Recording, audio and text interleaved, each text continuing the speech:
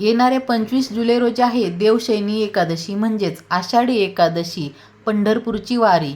इतका शुभ मुहूर्त आहे आणि आपण कोणतीही वस्तू घ्यायची असेल किंवा कोणतंही काम करायचं असेल तर शुभ मुहूर्त पाहत असतो. देवशयनी एकादशीच्या दिवशी आपण कोणत्या वस्तू घ्याव्यात ज्याचं फळ आपल्याला शुभ भेटेल, कारण शुभ मुहूर्तावरती घेतलेली वस्तू तिचं फळ आपल्याला शुभच भेटणार आहे. तेच आपण या व्हिडिओत पाहणार आहोत, तर व्हिडिओ शेवटपर्यंत नक्की पहा. नमस्कार सर्वांना, श्री स्वामी समर्थ. स्वागत आहे तुमचं आपल्या चॅनलमध्ये. बघा, देवशयनी एकादशी म्हणजेच आषाढी एकादशीच्या दिवशी आपण कोणत्या वस्तू खरेदी कराव्या.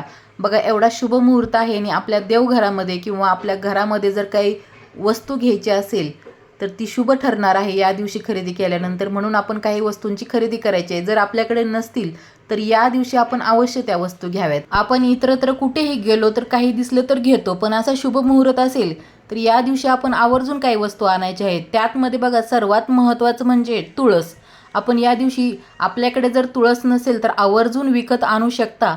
तुळस असेल तर तुळशी वृंदावन आपण या दिवशी विकत आणावं, कारण या गोष्टीला खूप खूप महत्त्व आहे. आपल्याला माहीतच आहे भगवान श्रीहरी विष्णूंना तुळस किती प्रिय आहे आणि आपले पांडुरंग म्हणजेच विठ्ठल भगवान श्रीहरी विष्णूंचाच अवतार आहे. त्यामुळे तुम्ही या दिवशी तुळस विकत आणू शकता किंवा तुळस असेल तर तुळशी वृंदावन विकत आणू शकता. फक्त या दिवशी आपण तुळस तोडायची नसते. त्यामुळे तुम्ही तुळशी वृंदावन आणू शकता, पूजा करू शकता. त्याचबरोबर जर तुमच्याकडे घरामध्ये विठ्ठल रुक्मिणीची मूर्ती जर नसेल तर एकादशीच्या दिवशी तुम्ही आवर्जून छोटीशी तरी विठ्ठल रुक्मिणीची मूर्ती अवश्य आणू शकता, त्याची पूजा करू शकता. या दिवशी तुम्ही त्या मूर्तीची स्थापना करू शकता. खूप खूप शुभ मुहूर्त आहे. त्याचबरोबर विठ्ठल म्हणजेच भगवान श्रीहरी विष्णूंचा अवतार असल्यामुळे आपण या दिवशी भगवान श्रीहरी विष्णूंचा फोटो आणू शकता, कारण खूप वेळेस आपल्याला या फोटोची गरज पडत असते पूजा करताना. त्यामुळे तुम्ही या दिवशी या फोटोची खरेदी करू शकता आणि पूजा पण करू शकता. स्वच्छ पुसून वगैरे देवघरामध्ये ठेवून पूजा करू शकता आणि नंतर दुसऱ्या दिवशी तुम्ही तो एखाद्या कपड्यामध्ये किंवा एखाद्या बॅगमध्ये घालून तो व्यवस्थित ठेवू शकता, कारण आपल्याला नंतर तो पूजा करण्यासाठी वर्षभर सारखा लागतच असतो.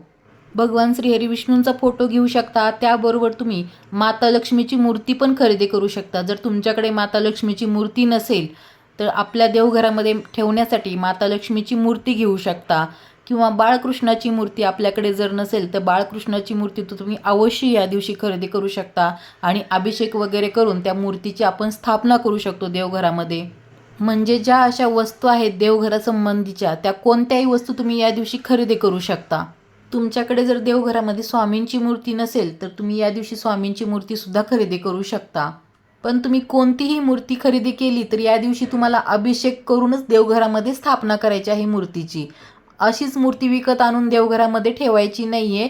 मूर्तीला अभिषेक केल्यानंतरच मूर्तीची प्राणप्रतिष्ठा होत असते. आणि जर तुम्ही फोटो विकत घेतले कोणत्याही देवतेचे असेल तर फोटोला अभिषेक नाही करायचा. फोटो फक्त स्वच्छ कपड्याने, म्हणजे कपडा थोडासा ओला करून आपल्याला स्वच्छ पुसून घ्यायचा आहे आणि मग त्याची देवघरामध्ये स्थापना करायची आहे. आणि देवशयनी एकादशीच्या दिवशी जर तुम्ही भगवान श्रीहरी विष्णूंचा फोटो घेतला किंवा तुमच्याकडे फोटो असेल तर त्या फोटोची पूजा करा आणि फोटोला पिवळ्या कलरची फुलं शक्यतो अर्पण करा. बाळकृष्णाच्या मूर्तीला पण तुम्ही अभिषेक वगैरे करून पिवळ्या कलरची फुलं अर्पण करू शकता. तसंच विठ्ठल रुक्मिणींना पण तुम्ही पिवळ्या कलरची फुलं अर्पण करू शकता. जास्त नाही भेटली, एक भेटलं तरी ठीक आहे, पण शक्यतो पिवळ्या कलरची फुलं अर्पण करण्यास प्राधान्य द्या, कारण पिवळा कलर हा भगवान श्रीहरी विष्णूंना अतिप्रिय आहे, माता लक्ष्मीला पण प्रिय आहे आणि आपल्याला माहीतच आहे की विठ्ठल पण भगवान श्रीहरी विष्णूंचाच अवतार आहे.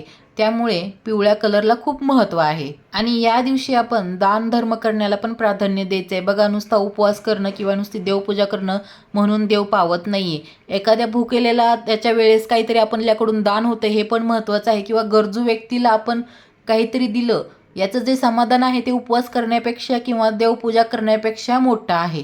मग तुम्ही काहीही दान करू शकता. उपवास आहे त्या दिवशी तुम्ही फळं पण दान करू शकता. केळी दान करा किंवा इतरही फळं दान करू शकता किंवा काही राजगिरा लाडू वगैरे तुम्ही दान करू शकता. पण दान अशा व्यक्तींना करा ज्या गोष्टीची ज्यांना गरज आहे. ज्यांना पहिलंच भरपूर आहे त्यांना देण्यात काही अर्थ नाही आहे. ज्यांना आवश्यक आहे त्या गोष्टी त्यांना दान करा.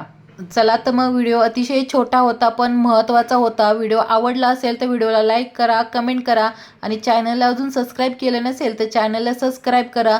भेटूया एका नवीन व्हिडिओसोबत. तोपर्यंत सर्वांना धन्यवाद.